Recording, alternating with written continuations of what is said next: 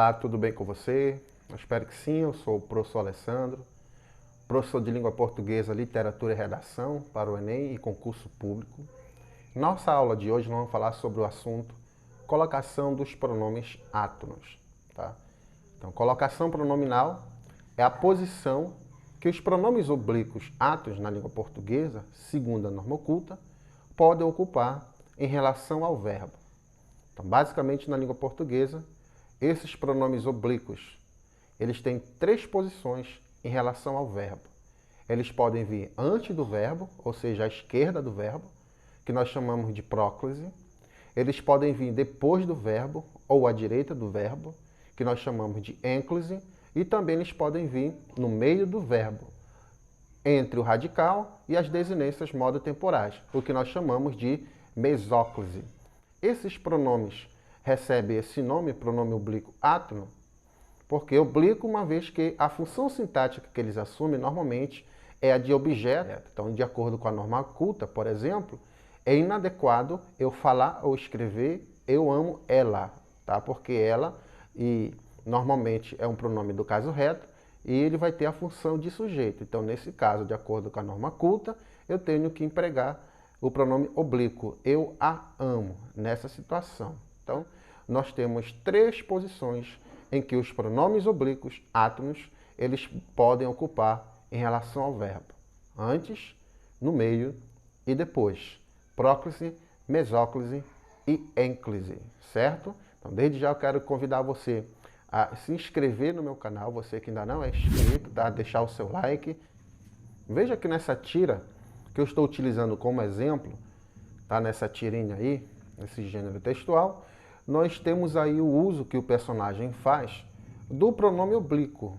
Tá? Então, abrace-me no primeiro quadrinho, beije-me, nunca deixe-me no segundo quadrinho e no último, tudo bem. Mas antes dá para acertar o pronome, ou seja, a sua parceira ali, a sua pretendente, ela ficou chateada por causa da questão do pronome. Então veja, no primeiro enunciado, abrace-me, nós temos aí um caso de ênclise, porque o pronome me, tá? O pronome oblíquo, ele vem depois do verbo. O que acontece também no segundo enunciado, beije-me. Ocorre que é aqui que a personagem feminina acaba ficando irritada. Por quê? Nunca deixe-me. Então, nesse caso, de acordo com a norma culta da língua portuguesa, você vai ver aqui que como tem um atrator, ou seja, o advérbio nunca, na verdade, ele deveria falar nunca me deixe. Tá? Então, deveria ser a próclise ao invés de ênclise. Então, no cotidiano, quando é uma situação informal de comunicação, nós não temos muita preocupação com essa questão de colocação pronominal. Então, a gente não vai pedir uma água, por exemplo, a alguém, dizer, dê-me um copo d'água, né? A gente fala, me dá um copo d'água. Normalmente a gente não fala, dê-me um abraço. Não, me dá um abraço, me dá um beijo. Enfim, então isso no cotidiano. Agora, no concurso público, você tem que prestar atenção nas provas de concurso público. Então, se diz empregar a norma culta da língua portuguesa, então é prestar atenção em quais situações, de acordo com a norma culta, você deve empregar a ênclise, a próclise e a mesóclise, certo? E mesóclise, é raro você utilizar, você vê texto que se utiliza, né? Dar-te-ei, entregar-lhe. Então, essas formas verbais em que nós temos aí o pronome oblíquo ocupando aí a posição no meio dos verbos. O verbo iniciando a oração. Faça-me o favor de não chegar atrasado para a reunião. Então, você vai começar um texto, o autor de um texto vai começar um texto e vai iniciar com o verbo. Então, se esse verbo ele for empregar um pronome oblíquo, evidente que o pronome oblíquo, no início de oração, no início de frase, no início de período, de acordo com a norma culta, deve empregar a ênclise, tá? Então, veja bem, não é só quando você vai começar o texto, tá? Dê-me um pouco de atenção. Abraça-me enquanto é possível, tá? Então, tem um ponto seguido ali no meio do texto e vai continuar, vai iniciar uma nova oração, essa regra aí também se aplica, de caso de ênclise. Verbo no imperativo afirmativo. Então, o verbo no imperativo, ele está no modo imperativo, quando o verbo expressa ordem, mandamento, súplica, pedido. Decifra-me ou te devoro. Então, nesse caso, o verbo decifra, ele está no modo imperativo afirmativo, portanto, também deve ser empregado a ênclise de acordo com a norma culta da língua portuguesa. Verbo no gerúndio, que é o gerúndio, é uma forma nominal do verbo. Normalmente o verbo termina em NDO, expressa continuidade, estudando, explicando, andando, caminhando. Então são formas nominais chamadas de gerúndio, tá? O verbo está na forma nominal gerúndio, certo? Então também nessa situação nós devemos empregar, de acordo com a norma culta da língua portuguesa, ênclise. Nossos parentes do interior chegaram ontem, trazendo-nos muitas notícias da família.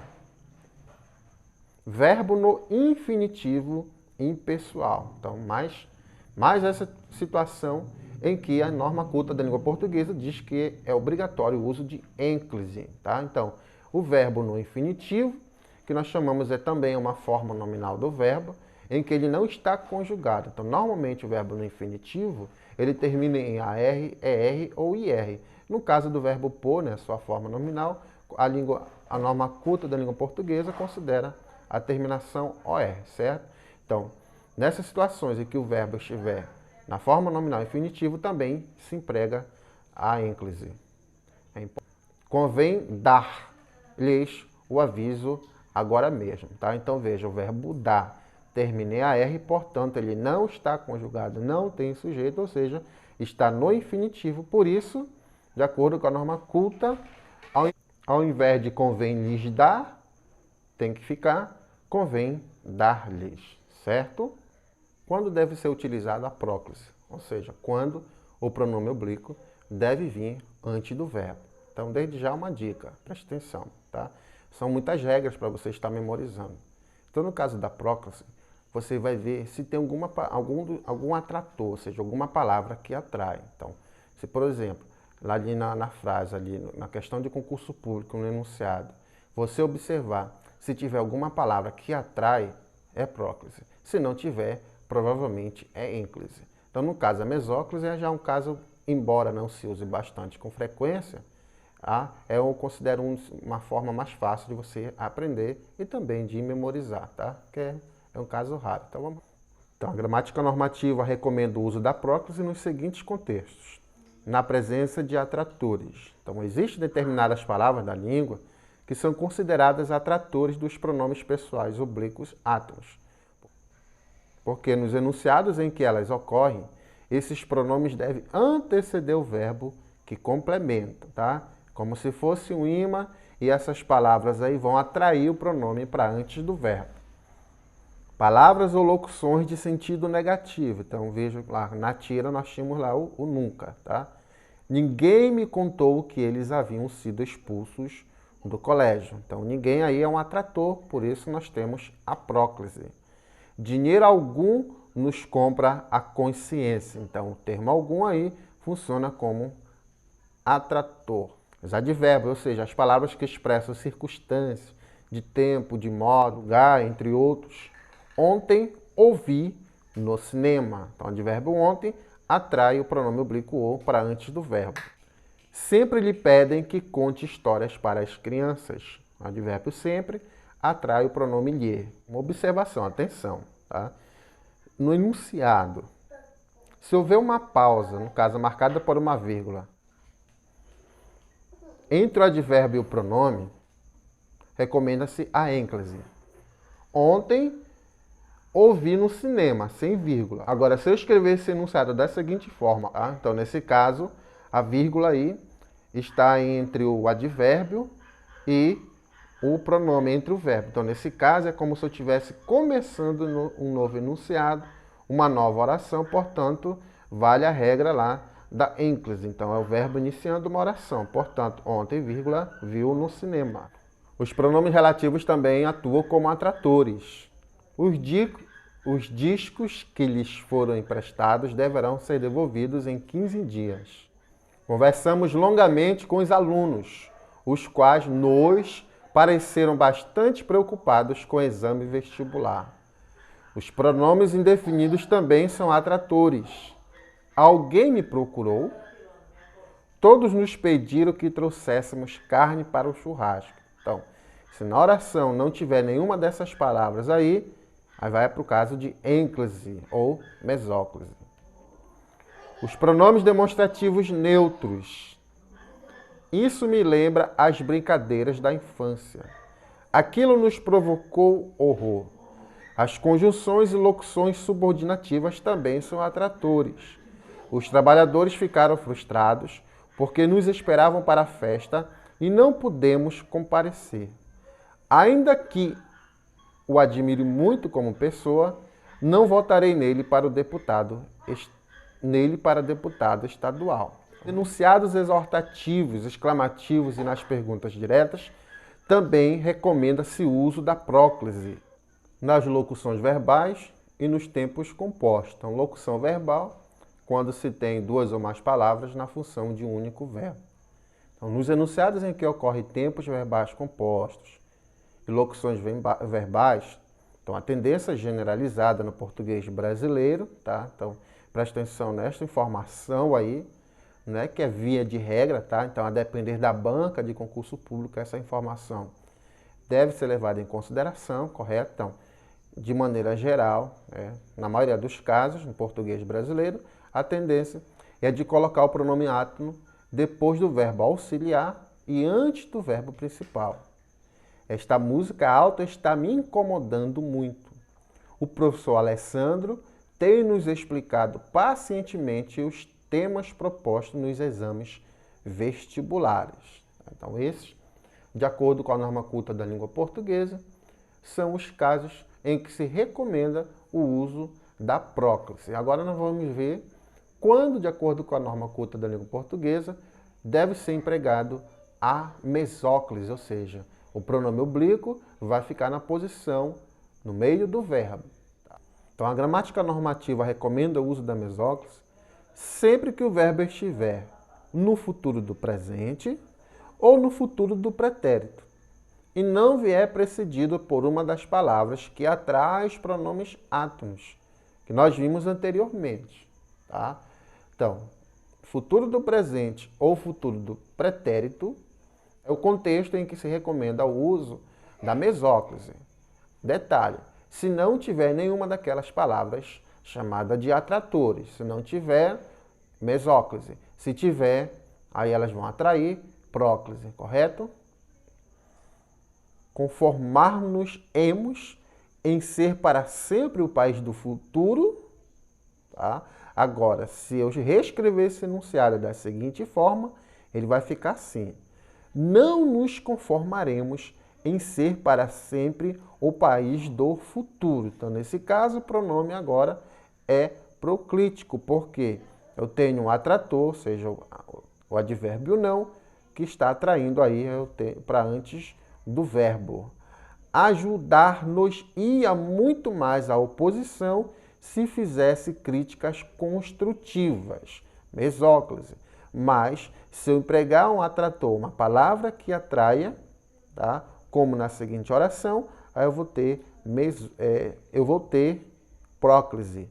Todos nos ajudariam se fizessem críticas construtivas. Tá? Então, sobre o uso de mesóclise, muito importante lembrar que essa forma de colocação pronominal basicamente não se usa na língua portuguesa, como eu falei agora há pouco, não ficando hoje restrita apenas a alguns contextos formais de uso escrito da linguagem. Então, você que gosta, como eu, de ler, por exemplo, a Bíblia, então lá você vai encontrar todos esses três casos de colocação pronominal, né? Mas no dia a dia, por aí, em várias situações de comunicação, é raro o uso de situações como emprestar-lhe-ei, dar-lhe-ia, alcançar-se-ia, enfim, é uma das formas que cada vez mais tem sido raras vezes utilizada, o que não quer dizer que você não vai deixar de estudar, de aprender, de conhecer, tá? Então, espero que você tenha compreendido. Agora, calma aí, não saia não, continue ainda ligado nessa nossa aula, ainda não acabou, tá? Então,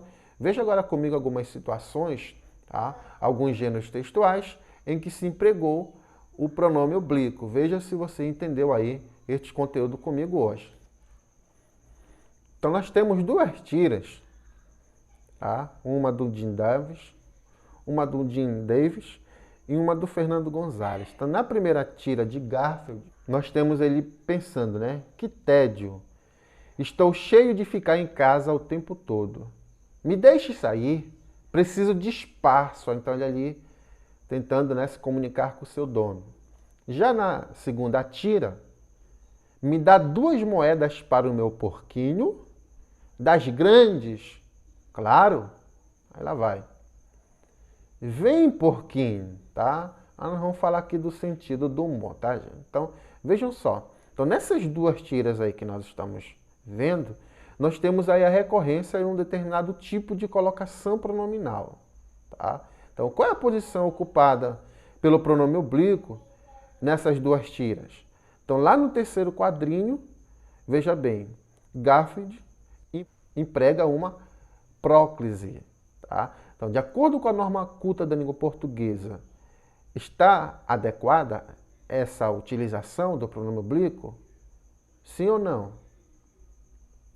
Não, né? Então, numa situação informal como a dele aí, é adequada, tá, gente? Então, a gente considera isso como uma variedade coloquial da linguagem. Então, preste atenção, não estou dizendo que está certo nem errado, tá? Então, de acordo com a norma culta da língua portuguesa, nesse caso ele deveria dizer, deixe-me sair, tá? Deixe-me sair, ou seja, empregar a ênclise e não a próclise. A mesma coisa ocorre também na segunda tira. Então, me dá 2 moedas para o meu porquinho. Então, como uma situação de informalidade em que se emprega a variedade coloquial, então nessa situação é aceitável. Agora, de acordo com a norma culta da língua portuguesa, tá? Então, qual seria a colocação pronominal adequada e considerada adequada nesse caso aí? Também seria ênclise. Então, dê-me 2 moedas para o meu porquinho, das grandes, claro. Enfim, tá? Então, eu espero que vocês tenham compreendido mais esta aula de língua portuguesa comigo. Desde já o meu grande abraço e desejo todo sucesso a você, concurseiro, concurseira, e até uma próxima oportunidade, se o nosso bom Deus nos permitir.